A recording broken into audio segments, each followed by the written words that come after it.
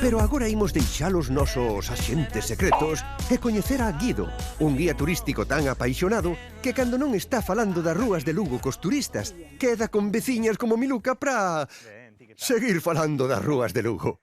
Imos dar unha volta polo centro ou que? Sí, pareceme ben. Vale. Vamos, imos. Vamos.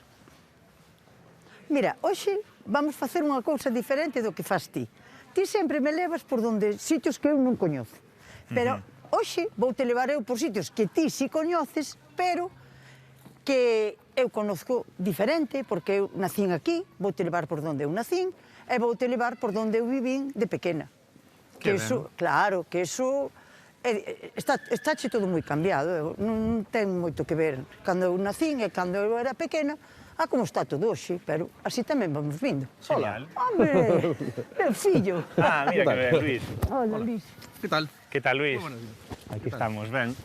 Pues aquí andamos. Estás de paseo? Sí, estábame nada contando a túa nai que hoxe me iba a ensinar lugares que, aínda que eu coñezo, ela coñece de outra maneira, porque viu a súa evolución, digamos, ¿no? De como eran a como son.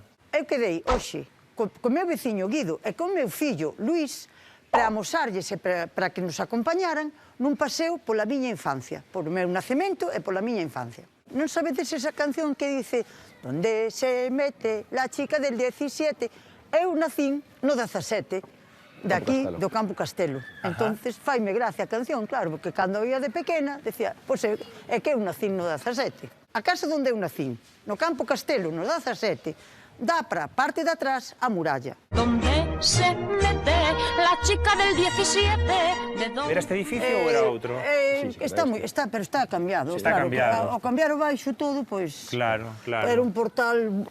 A túa rúa é a Rúa da Cruz, nese sentido, é a que máis controlas, non? Sí, A que máis viviches. sí, bueno, por exemplo, se queredes subir por a muralla, por riba, vemos o balcón onde era a miña casa de pequena. Xa dubidaba cal era exactamente o número, cal era a casa.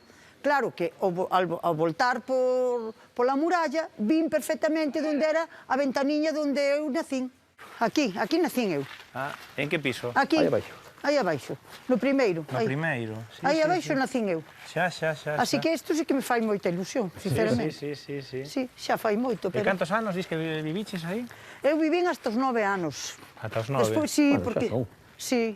Despois marchamos pa Magoi, se chamábase daquela. Sinceramente, faime moitísima ilusión pensar que nacín aquí, porque hai unha cousa que a mí faime gracia, cando vas por aí adiante, dicenche, e ti de onde eres? Digo, eu de Lugo. E dicenche, é de Lugo? E digo eu, sí, de Lugo, que nací dentro da muralla. É que claro, porque a veces... Casi dentro dela. Non, é que nací, claro, é que ademais sacarón máis sacarón non pode ser. Imposible. Pois é que faime ilusión. Normal que che faga ilusión. Xa o di o proverbio. Pra comer, Lugo. E pra nacer, tamén. Sigo vivindo no centro, o cual faime tamén moita ilusión, porque a min gústame. A min gústame vivir no centro, estar no centro da cidade, porque creo que é outro luxo, todos son luxos aquí. Claro. O sea que... Porque luego dos tipos de persoas, as que naceron dentro de murallas e as de fora de murallas. Dilo por min, por exemplo, non? Por min, eu nací fora de murallas, non me pese. Xa. Vivín toda a vida dentro, pero nacín fora, que nací no Hospital de Bernardino, estaba onde está hoxe a Oficina do Progreso, a redacción do Progreso. Eu son do Val do Miño con moito orgullo. Eu de pequeno vivía na Milagrosa e moi ben. Ali daquela se chamaba 18 de xullo, 115. Pero vamos, pero despois sí que a vida cambiou, eu non sei se o que cambiaron foron os barrios, pero o que cambiou foi a vida. A vida que tiña eu de pequena, mira que meus pais traballaban, mira que eu criei-me prácticamente, bueno, soa, porque eles estaban traballando, pero bueno, o que facíamos, coller un bocadillo, marchar por Fluvial todos os días, camiñando, ali con unhas pandillas maravillosas, tocando a guitarra, cantando, que era perdeuse todo. É que os nenos agora non fan nada. A min dame unha pena terrible, de verdad.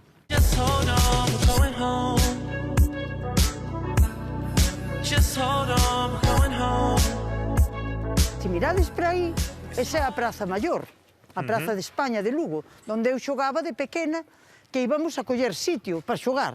Eu salía de traballar meus pais, salía de comer e iba correndo para ali a xogar, a coller sitio, porque é que non había sitio. Como chegaras tarde, non había onde xogar. Éramos un montón de pequenos e pequenas xogando todos os días do ano, todos os días. Fixera frío, fixera calor, o que fixera. A Praza de España é, para min de pequena, bueno, de pequena de toda a vida. Sigo moi apegada á Praza de España. Esta é a calle da Cruz. E isto, bueno, esta zona toda é a miña zona. Esta fonte que é unha maravilla. E aquí faise unha festa un día ao ano donde a fonte, en vez de botar auga, bota viño. Como? Fontes de viño gratis? Dende logo, iso só pode pasar en Lugo. Esta 29 de xullo, que é o día de Santa Marta, patrona da hostelería, en vez de auga, bota viño tinto. Entón, repártese entre a xente gratuitamente, así que quen te queira vir, xa sabedes. Pódese beber viño. Viño sí, pero auga non, Pero auga non potable, o pon aquí. O viño sí, porque metemos un circuito pechado con goma alimentaria para non envenenarnos. Pero auga non se pode beber. Auga non, é curioso, auga non se pode, pero o viño sí. O viño sí.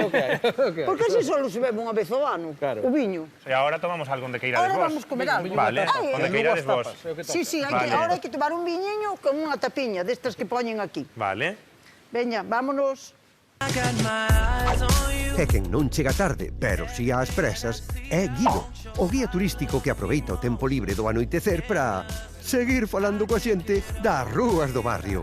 Mi madriña, isto sí que é devoción polo seu traballo. Sabedes que hoxe vos cito por facer algo distinto, que normalmente imos paseando polo Lugo menos coñecido, por fora de murallas, e hoxe, ademais de facelo de noite, que non é o habitual, aínda que algunha vez sí, tamén facelo por aquí polo centro.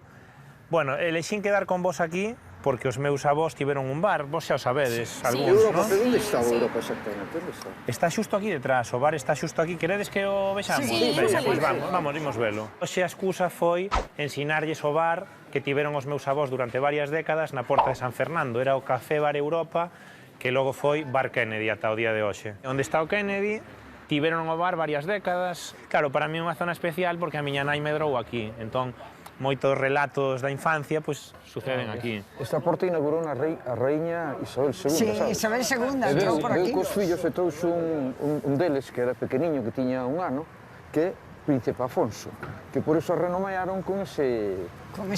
que todos nos dicimos Porta de San Fernando, e de San Fernando ou do Príncipe Tamén se lle Afonso. chamaba do Boquete. Non, esa é a porta falsa. A porta falsera. Esa é a do Boquete. Ah, pensei que era esta. De feito, mira, unha cousa que quería facer é ir camiñando cara ese lado, se vos parece ben, e así me ides contando tamén a vosa visión do centro de Lugo. Vale, estupendo. Hoxe quedei con Jéssica, que é unha xornalista lucense, a que coñecín en BlaBlaCar hai uns anos e fixémonos moi amigos. Jéssica, e ti como ves o centro de Lugo? Como viviches dende nena ata hoxe? Pois a ver, a min o centro de Lugo sempre me gustou. É un sitio completamente cheo de vida, aínda que a xente pense que non, porque sempre se ten como a percepción de que Lugo non hai xente, pero creo que foi medrando, non? Cando era pequena gustábame moito, pero agora todavía máis. O centro de Lugo cada vez está mellor, a xente tamén está indo cada vez máis ao centro, cada vez podese ver máis, bueno, pois eso, máis xente nos bares, por exemplo, ti saes ás 8 da noite e está petado. A mí pareceme que os que viven no centro é un luxo, polo que decía Gustaría vos antes. vivir no centro? A mí non, bueno, eu realmente non vivo no centro, pero podo decir que vivo no centro, porque teño a 100 e pico metros a muralla, o sea, que o centro é.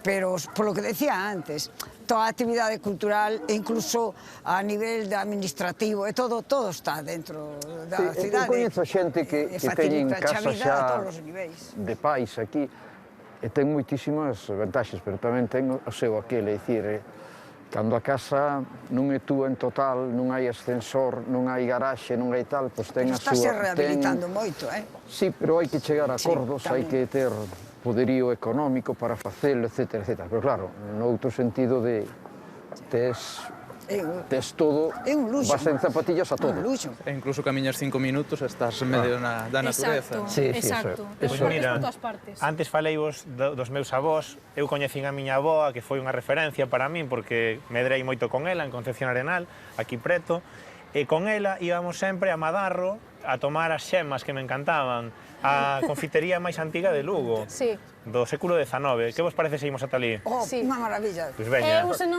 non vos importa, teño que marchar, porque teño mil cosas que facer, pero, por favor, agarda, o sea... Gracias por vir, Jessi. Exacto. Bueno. Gracias. Que iba a dicir? Que se podedes guardarme un cachiño dese pastel increíble, agradezovolo, e mañá vémonos e listo. Eu vendo esas caras de larpeiros que levan, non contaría moito con iso, Jéssica. Pero imos ver, para os que non somos de aquí, de que doce falades?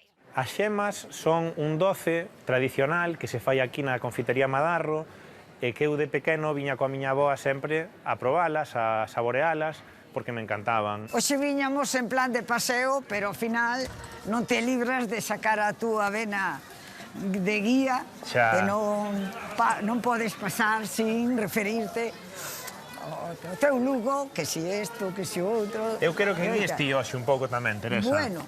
Guíanos un pouco ti polo centro de Lugo, polo teu centro de Lugo. Bueno, pois agora está ben, vamos a Madarro, que Sí.